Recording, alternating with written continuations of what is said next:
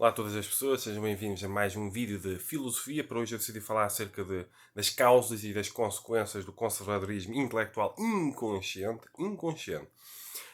Trata-se de um conservadorismo intelectual em que uma pessoa tem de ter uma abordagem em termos de processo da consciência, em termos de realidade da consciência, aquilo que acontece dentro da nossa consciência quando uma pessoa vive, experiencia um conservadorismo intelectual inconsciente, portanto a pessoa não se apercebe disso minimamente.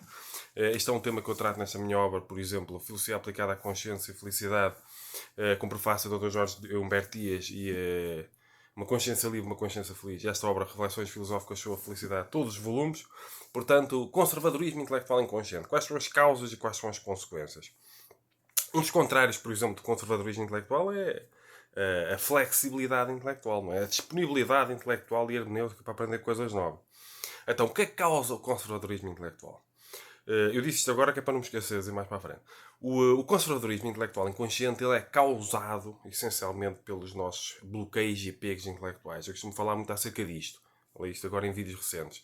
Quando uma pessoa visualiza, por exemplo, um sujeito intelectual ideal, que é como se comportaria um sujeito ideal em termos de exercício intelectual, e a interpretação ideal, como seria a interpretação do sujeito intelectual ideal, portanto eu falei sobre isto em vídeos anteriores, uma pessoa tem de compreender que o conservadorismo intelectual inconsciente seria quase um contrário desta perspectiva de um sujeito intelectual ideal e, e da realização, de, entre aspas, de uma interpretação ideal diante diferentes propostas de verdade, diante o diferente, o contrário, o contraditório. Como é que nós nos relacionamos com a verdade, com aquilo que provoca o desconforto intelectual, no fundo é isto, e como é que nós nos deveríamos relacionar num contexto ideal, não é?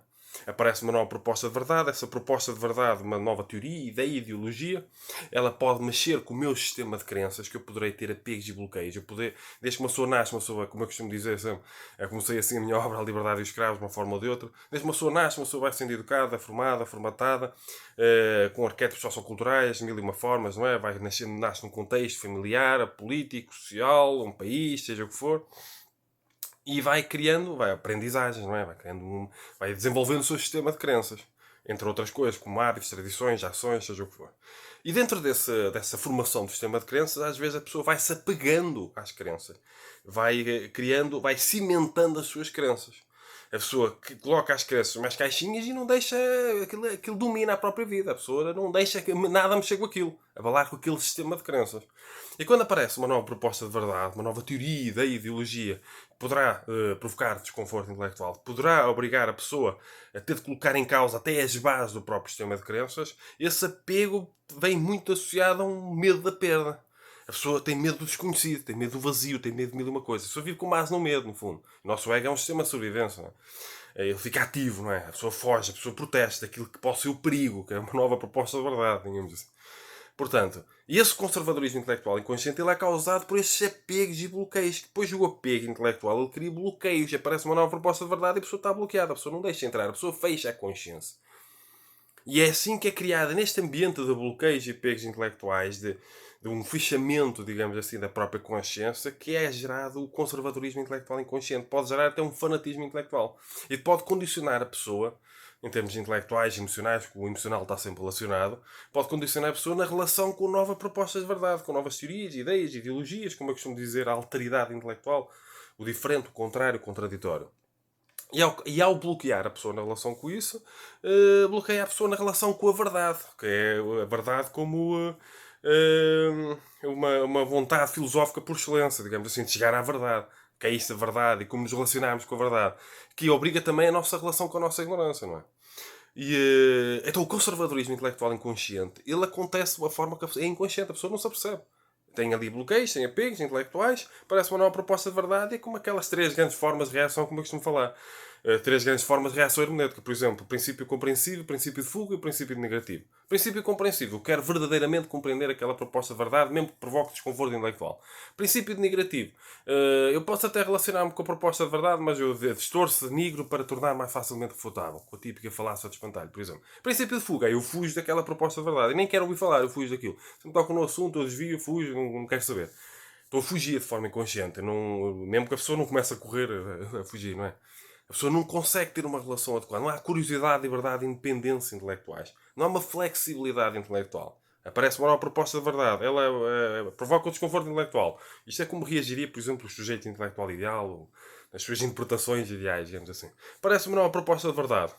Sim, senhora, está aqui. Ela mexe com o meu sistema de crenças. Tudo bem. Vamos lá, com força. Com coragem, com humildade e com... A relacionar com as próprias emoções. Pode haver apego, mas e querer enfrentar o apego também. Ela mexe com o próprio sistema de crenças. Força, vamos nisso.